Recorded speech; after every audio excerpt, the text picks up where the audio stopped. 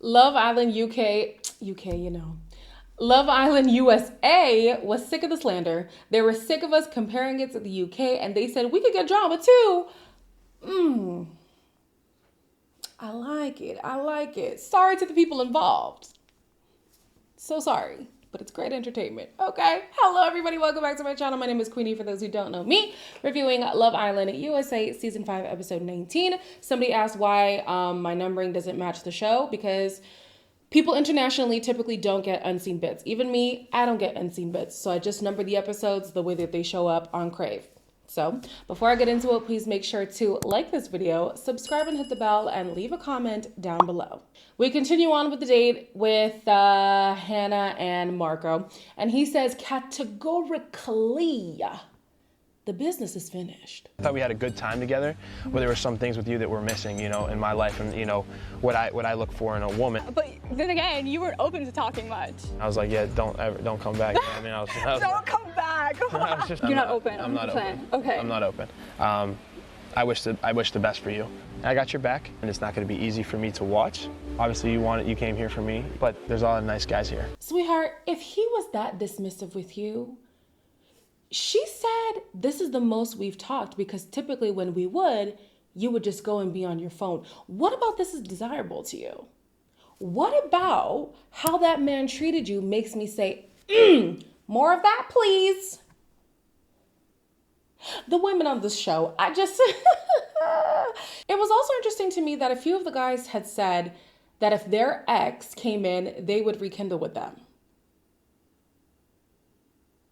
I'm sorry, if I was a girl who was looking to date one of these men, I'd be like, well, don't business with me then, because yeah, she might not come to the show, but you will definitely encounter her on the outside. Worse, being on this show and most of these people not coming from the same states, you are absolutely going to be more likely to see her than you are going to see me. Go be with her. Don't waste your time over here with me. For some reason, homie Hannah believes that the door is still open, and the Casa girls are feeding into this delusion. I said, I know you came here for me, but I know where my heart's at. She's a girl who I really felt comfort with in the time, but I could never really open up to her. But then there was times he'd be like, he felt like the door was kind of open. He's like, oh, and he's like, I don't know how I'm gonna feel watching you talking to other guys. Oh. Yeah. He's like, that gives me cracked door energy. Yeah. The door is still cracked. I believe that too. There were things in there that could be picked at to make it seem as if Marco was still interested. But the conversation in context was him saying, no, girl, I do understand what we had, but unfortunately I have something else and I'd rather be there. The way this girl heard what she wanted to hear and just stuck to those words, I'm like, oh, baby. Bieber is talking to Villa Hannah, to get the 411 on Carmen. Oh, you want the scoop? I mean, I don't know about the scoop. I just want to let you know that I'm very intentional about her. I'm serious about her, and I just thought I'd let you know and maybe ask if you had any advice. I know she has a strong connection. I know going for her is probably kind of crazy. What is your aspiration in life? Aspiration? Honestly, I feel like I don't think that far out in advance, if I'm being honest. So what were you chit-chatting with Hannah about? You. I know, but why are you trying to get the intel from my girls? I'm not. What'd she say? And this is why I said, I side-eye men who focus on trying to make the women prove themselves to the guy rather than the guy showing himself to the woman. Because now look at you. Now look at you. You can't even go and ask the woman where she's at. You got to ask her friend to know where she's at so that you can know what to do and say to this girl. Just show yourself to her. Just say, this is who I am. This is how I will avail myself to you. This is how I'm going to present myself in this relationship. This is where I want to see us going if we were to pursue things. Instead of, tell me something that's going to make me like you. Now look at you. Now look at you. Yeah. The villa gets a text that they are going to play raunchy races. This is going to be a long one, so buckle in. Jonah and Destiny went all in their makeout session. However, Casa lost the point. So they thought it was because there was a lack of passion. Cool. Hannah then tried to add the passion, but they still lost the point. Then the guy with the most tattoos kissed the girl who is a Capricorn, and the villa won again. So now Hannah's getting very competitive. Bieber finally gets his kiss from Carmen, which scores Casa their first point. KK frog jumped on Chomi while in the villa. Keenan was air pumping fun size. Clearly, he was having a good time. Okay. The pumps continue with Johnny and Leo. And then Tats was giving... This looked like first missionary trip. And if you don't get that reference, you're too young to be watching this channel. The youngest girl then twerked on a guy, and honey, the cheeks were cheeking. Chomi planted a passionate kiss on KK, and Leo made it look like we were interrupting something. All right. Villa Hannah had a good kiss with Tats, but Marco looked like he wanted a little bit more from homie Hannah. And then the results ended in a tie, which meant that both villas were going to get a party, which they both were going to get a party anyways. So, yeah. Now, after the Raunchy races, Keenan is so convinced that in order for KK to truly want him, she has to want to explore other people and then say no to those people and then say yes to Keenan. Hopefully, these challenges will help her get out of her comfort zone a little bit and maybe explore different connections. It's not that I want her to do that, but if I'm the only one that's testing our connection, is it truly being tested? Now, don't get me wrong. I understand his thought process in the sense of, I don't want you to choose me just because I'm the first person who you laid eyes on. I want you to choose me because out of all your options, I'm the best one. However, the way he's going about it, it looks like projection. It looks as if he wants to explore other options, but knows that he's going to make KK feel bad, because we already know that whole Cassie thing in the beginning. His whole thing was, I'm sad that I made you sad, or I made you look stupid, you know? So he doesn't want to make her look stupid, even though we know he wants to act a fool. She needs to choose me properly, but stop. She's already chosen you, and you know that. Johnny feels a strong connection with Leo, but she wants to know whether or not she will be wasting her time by pursuing him. You're a second option to nobody. You're the one. Like, you are the it girl. In all my time being here, I've never connected to someone this fast. Would you be okay with a kiss? Yeah. Stand up. It felt like there was literally no one else in the house except for the two of us. Leo again has now said you're a second option to no one. So in my head, either this is one of Leo's lines, and it clearly works, or my theory of Leo wanting to have left Cassie earlier, however, because of the story that he and Cassie had, he just chose to not choose the messy route, is true. I think that a part of him would have wanted to explore, but because it's already been a roller coaster for him, he does not want to ruffle feathers. It's easier now to explore things with Johnny because Cassie's not around. He doesn't have to look Cassie back in the face because his first date, which was against his will, technically, Cassie threw a fit just for the fact that he didn't say goodbye. But yeah, either this is one of his lines or he's been wanting to explore for a minute now. Bieber says that he wants to get deeper with Carmen.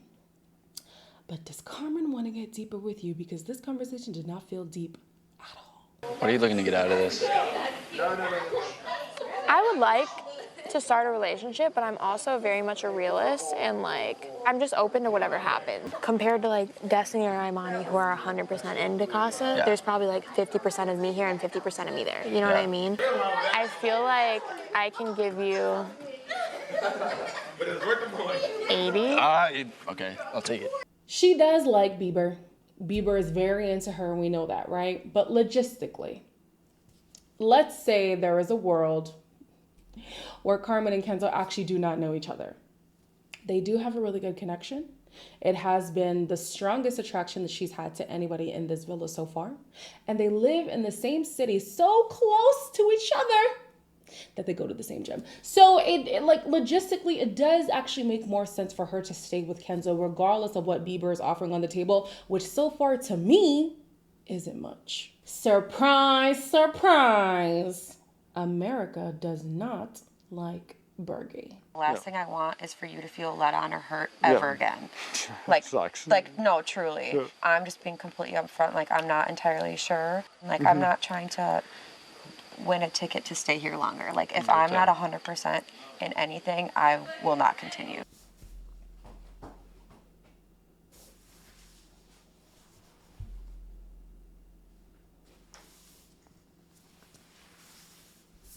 Do I need to speak, or do you know? You know?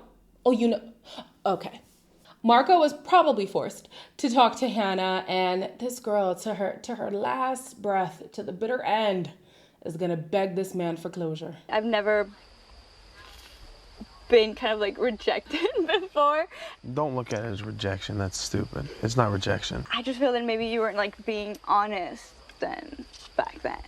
Do you think you were? You didn't like text me over like the days when I texted you. It was real small, short messages back. All you sent me were pictures. Hey, I'm not good at I wasn't good at verbalizing my feelings. I'm not saying that you led me on, but I just felt like for that long period of time, like you knew obviously like I had feelings for you, and like I don't think it was like reciprocated. Like, Miss Hannah, girl, please don't add yourself to the list of casualties of this Love Island season. He has told you it is done. And even if he didn't tell you, the ghosting was enough. I've been there. I'm not even gonna pretend like I haven't been there. Where somebody ghosts you, or somebody's just not giving you what you think they're supposed to be giving you. But even that is an answer in itself. That is the closure. The fact that he doesn't want to be there for you in the way that you need is the closure. Close that book. Close it. She finally is accepting the fact that things are over between her and Marco. But I feel like it shouldn't have taken this long. Like, home girl, please, when you get home, watch this footage back. See how embarrassing it is to beg for a man's affection, and promise yourself to never do that again. So I wanted to make a joke. I wanted to make a joke about Jonah, but he made the joke for me. We have a lot of longevity in our lines, so like having 4 generations alive at one period of time. Mm-hmm. So That's like me with my mom's side too. are we related? Fuck, I Just hope kidding. not. My Just kidding. God, I'm not from Alabama. I'm not gonna say too much on Jonah, okay? I'm not gonna say too much. But the Alabama thing, hey, listen, Jonah's all right with me as long as he would have been on the right side of the Alabama brawl. Now, speaking of the Alabama brawl, somebody who probably wouldn't have been on the right side would have been Sparkle. That's a joke. People can say whatever they want about Destiny, but they cannot say she does not get the best looking men, okay? You're making me smile. Good, you should smile more. I like that. Oh, give me a hug, poo-poo. Oh. Politics aside, I think so far, Sparkle and Destiny do have a good connection. And Destiny, you are right, girl. You do know how to pull them. But another thing you know how to do is to pull away once you get comfortable. So I'm just here like, if you actually want to pursue things with this guy, keep that energy. What you're giving them in the beginning, like, you know how people say how you get them? You got to keep doing what you got. Okay, I don't know how the saying goes, but just walk with me, okay?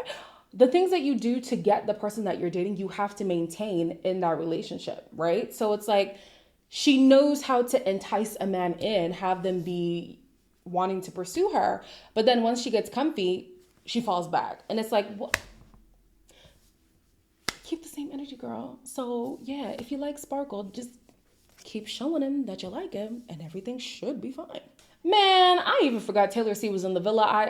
I don't even know what name I gave her. I think it was Ombre. Yeah, so Ombre is talking to Bergie. And it looks like there's more potential here than there was with America. So like one of my love languages is doing acts of service. Mine is as well. I'm very words of affirmation and acts of service. I love that. I'm still optimistic and I'm just ready to explore other options and see what everybody else has to offer. Would you like to sleep in my bed tonight? Sure, why Let's not? go. Yeah. Thank you. Yeah. Thank you. If you guys watch Love Island UK, there's this guy Mitch, and his typical type is a blonde woman. We're insinuating that blonde also means white. I hope that was an understanding, but let me just say it in case you didn't get that, right? And what I was saying with Mitch is that he would probably have had more success, because he was single for a long time in the villa, if he had diversified his portfolio. Bergie is learning that. And so I do think his typical archetype would be the likes of America.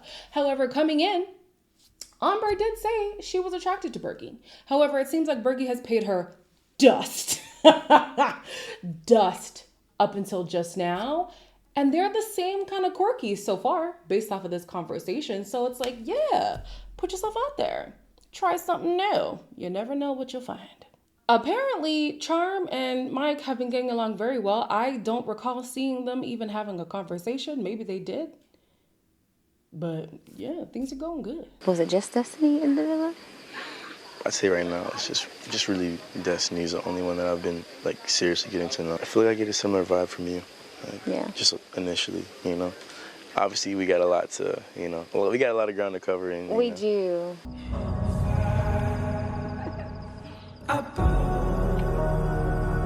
There are going to be so many people coming back from Casa. So many. I think barring Carmen, Hannah, Marco, Kenzo, damn near everybody is bringing somebody. KK, woof. Based on the end of this episode, she might bring somebody too. But back to Mike. Guys, he might be beating the allegations, you know. Shoot, look at you. Hannah and Carmen, I don't know if they're being shady. I don't know if this is just banter that they didn't expect would be shown in this way. But they're examining Cassie and Tat's relationship. And they're just like, nah. She keeps trying to like be like, Leo. My conversations with you are just very shallow. She's kind of shallow. She kind of is. She's always talking about herself and shit. I think it's a match made in heaven. Leo. I almost feel like Leo's too good for her. So the girls feel like Cassie is shallow. Tats is also shallow, which could fuel my impression that he might be here for clout. But some of you guys were saying, no, he found love on the other show. Okay. But what's interesting is that they said Leo deserves better, essentially. Unless I understood it wrong, somebody correct me. But what I understood was that Leo's too good for her. So, wow.